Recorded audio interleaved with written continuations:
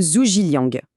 Ah, ce nom. Il évoque tout de suite des images de magie, de stratégie parfaite, tout droit sorti du célèbre roman Les Trois Royaumes. C'est presque un sorcier dans l'imaginaire collectif. Mais qui était l'homme, le vrai, derrière toute cette légende? Alors, plongeons directement dans le vif du sujet. D'un côté, on a l'image du sorcier de fiction, celui qui gagne ses batailles grâce à la magie. Et de l'autre, on a l'homme d'État historique, dont le génie était bien plus concret, bien plus terre-à-terre, mais tout aussi impressionnant. Comprendre cette différence, c'est vraiment la clé pour percer le mystère de sa légende. Voici le programme pour cette analyse. On va commencer par séparer l'homme du mythe, puis on va se pencher sur ses moments les plus connus. Ensuite, on découvrira son véritable talent, on explorera la tragédie de sa loyauté, et pour finir, on verra comment il est devenu une figure quasi immortelle. D'abord, il faut bien avoir en tête qu'il y a deux sources principales. D'un côté, le roman du XIVe siècle, Les Trois Royaumes, c'est lui qui a bâti le mythe. Et de l'autre, les Chroniques des Trois Royaumes, un texte historique du IIIe siècle qui nous raconte, lui, la véritable histoire. Allez, passons au moment le plus spectaculaire, le plus magique de sa carrière, la fameuse bataille de la Falaise Rouge. Dans le roman, ces deux exploits sont juste incroyables. Il aurait utilisé des bateaux remplis de paille pour tromper l'ennemi et récupérer 100 000 flèches, comme ça, sans effort. Et encore plus fort, il aurait carrément invoqué le vent parfait pour lancer une attaque par le feu absolument dévastatrice. La question se pose, évidemment, est-ce qu'on parle ici d'un exploit de stratège ou de pure sorcellerie? Et voilà la réalité historique. Et franchement, elle est peut-être même plus fascinante. Le vrai coup de génie de Zhuge Liang, ça n'était pas la magie, non, c'était la diplomatie. Un pur coup de maître.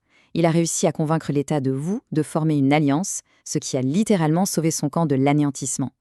Et la victoire militaire, l'attaque par le feu, tout ça, c'est l'œuvre d'un autre génie, le commandant de Wu, Zhou Yu. En fait, toutes ces histoires de sorcellerie, elles ont été ajoutées bien plus tard, des siècles après, pour faire de Zhuge Liang le seul et unique héros de la bataille. Bon, si ce n'était pas la magie, alors c'était quoi? Où est-ce que résidait son véritable talent? C'est ce qu'on va voir maintenant. Voici son chef-d'œuvre, le vrai. Imaginez, avant même d'entrer en politique, depuis sa simple hutte à seulement 27 ans, il a dessiné un plan géopolitique complet pour son futur seigneur, Liu Bei. Ce plan, c'était quoi? C'était de s'emparer de deux provinces clés et de former une alliance pour créer un équilibre à trois. C'est ce plan qui a littéralement fondé l'ère des Trois Royaumes. Rien que ça. En fait, son génie, c'était l'administration. Il a bâti un État, l'État de Shuhan, à partir de presque rien. Il a mis en place des lois justes mais très strictes. Il a géré l'économie avec une main de maître, au point de pouvoir financer 5 énormes campagnes militaires. Il a résolu des casse-têtes logistiques incroyables. C'était un véritable bourreau de travail qui voulait tout vérifier, tout superviser lui-même. Mais voilà, cette force incroyable était aussi sa plus grande faiblesse. L'historien Shen Shou, qui a écrit sa biographie peu de temps après sa mort, le dit très bien. Cette attention méticuleuse à chaque petit détail l'a complètement épuisé et a conduit à sa mort prématurée. Sa plus grande qualité l'a littéralement tué. On aborde maintenant la partie la plus personnelle et sans doute la plus tragique de son histoire, sa loyauté sans faille pour son seigneur, Liu Bei. Après la mort de Liu Bei, Zhuge Liang a écrit un texte, le Chu Shibiao, qui est devenu l'un des plus célèbres de toute l'histoire chinoise. C'est une déclaration poignante de sa loyauté. Il y explique pourquoi il doit se lancer dans une mission quasi impossible, conquérir le Nord, juste pour tenir la promesse faite à son seigneur sur son lit de mort. Cette phrase « Je lutterai jusqu'à la mort », elle résume tout son dévouement.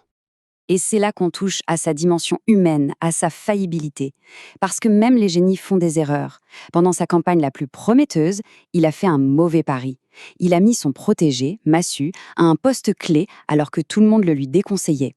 Et Ma Su, plein d'arrogance, n'a pas suivi les ordres, ce qui a mené à une défaite, mais une défaite catastrophique.